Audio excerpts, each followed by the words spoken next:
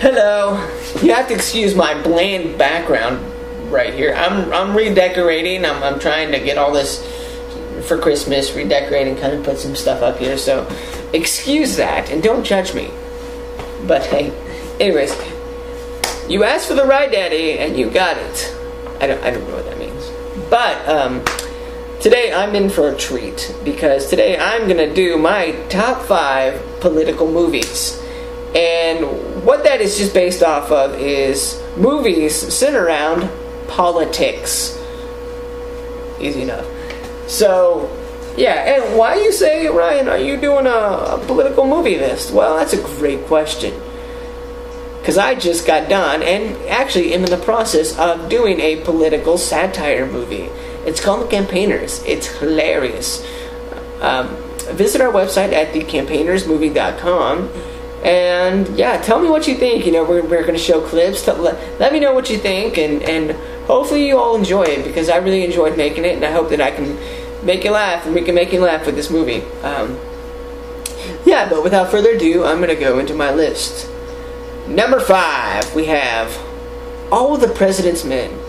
This movie was very suspenseful. It's about the Watergate scandal, and it takes the view of Woodward and Bernstein, who developed the story, and it's about the developing story of the Watergate scandal, and it ends with Nixon's resignation. And I thought it was well shot, well done. It's got a documentary feel to it, and it really makes it raw and kind of a dark movie. And it's very well acted too. Hoffman and Robert Redford are amazing. And I think that they really put their best foot forward in this movie. The only thing I did not like with this movie was the ending, because it was just kind of like, it's over. But really? That's what you're going to give us? Okay. Alright, I spent 2 hours. I wanted a happy ending, and, you know, but it was well done. It was a good movie, very suspenseful, and I enjoyed it. Even though everybody knew how the movie was going to end, it was still very suspenseful. And yeah, so number 4 on my list, we have Election. Now this movie's good for one reason and one reason only, and that's Reese Witherspoon. And I thought that she delivered probably the best performance of any 90s movies in this. It was made in 1996. And I'm going to go out and say it. Any 90s movie, Reese Witherspoon delivers the best performance because the way that she played her role, she was absolutely perfect for this role. And I don't know what that says about Reese Witherspoon because she was extremely unlikable in this movie.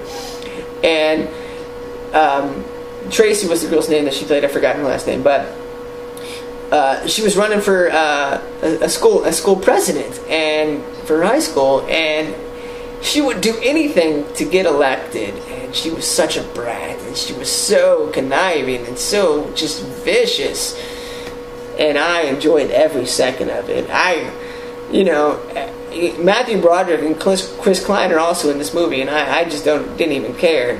Matthew Broderick plays the nervous teacher, which he pretty much is the nervous guy in every movie he plays, but he was actually good in this movie. You know, I take back what I said, but it was a good movie to showcase Reese Witherspoon's talents, and I enjoyed it for that reason. Number 3, we have Air Force One. Oh, what a great movie! I loved everything about this movie. It was the most suspenseful movie that I've ever seen, and it was just a great story of like this president who is down in the polls. You know, his approval rating is just shot, and then, you know, terrorists get on his plane, and it's very, you know, it was made before 9/11, but it was very scary on how that might actually can happen someday. But Harrison Ford takes out the bad guys, takes out Gary Oldman, the terrorist, and he tells him, "You get off my plane." And he does it. It's one of the greatest plane movies ever made, too. And Glenn Close is in it as well. She plays the vice president. She literally phones her role in. I'm not saying she did a bad job, but literally she phoned it in. She was talking to the president most of the time on the phone.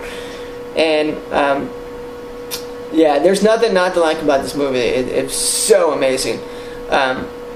So go see it. Number 2 is Citizen Kane. Charles Foster Kane.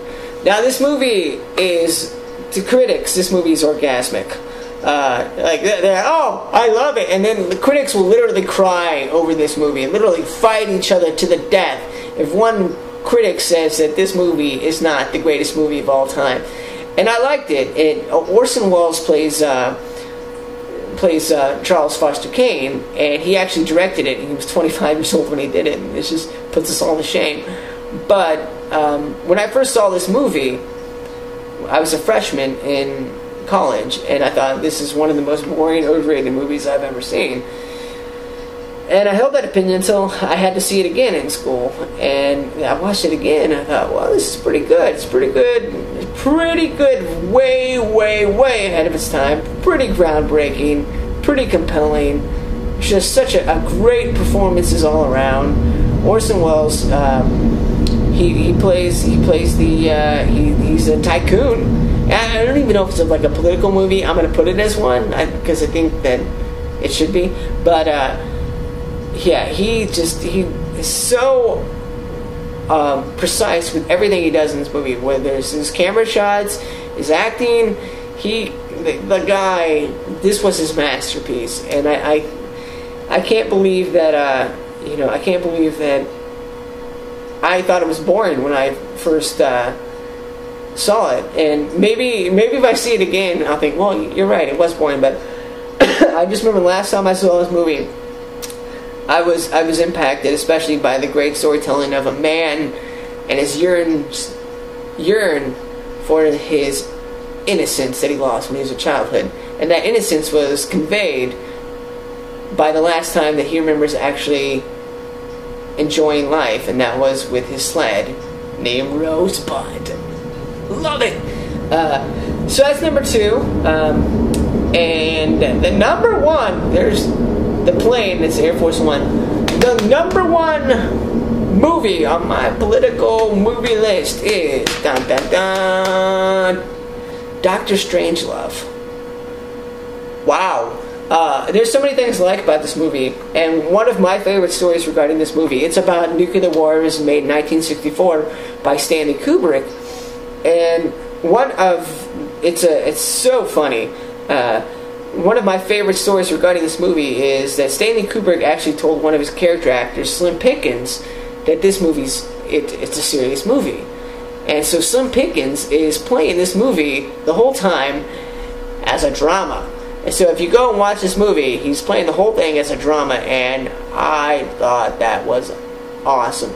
I use that note sometimes for my directing style too. If somebody doesn't need to know something, I don't tell them. But the way that Slim Pickens played his role, you could tell he was he was playing it as a drama, and I thought that was a great story to the movie. But also the best reason, and one of the main reasons this movie is awesome, is Peter Sellers plays 3 different characters in this movie, and he is awesome in each role. He plays the president, Dr. Strangelove, and well, I forgot who it was. I'm doing this off the top of my head, so forgive me. And he's awesome in that. And the best quote in this movie is when he is people are fighting because somebody has the bomb and that they can't control, the big bomb, and they're fighting, and Peter Sellers, as the president, goes, "Gentlemen, you can't fight in here, this is the war room." one of the funniest, most ironic quotes ever in movie history. Also, George C. Scott's in it. He's a bumbling idiot, but he's awesome. And just thinking about his roles, it's on the big board. It's not on the big board, and it's so cool. I loved it, and it's such an awesome political satire. And I don't know why Stanley Kubrick didn't do more of that, because he was pretty good at doing that type of movies. But I guess he thought one was enough, because it was pretty good. But anyways, that's my list, and that's pretty definitive. I don't think anybody can argue with that. So if you don't agree with me, then you're not agreeing with American values.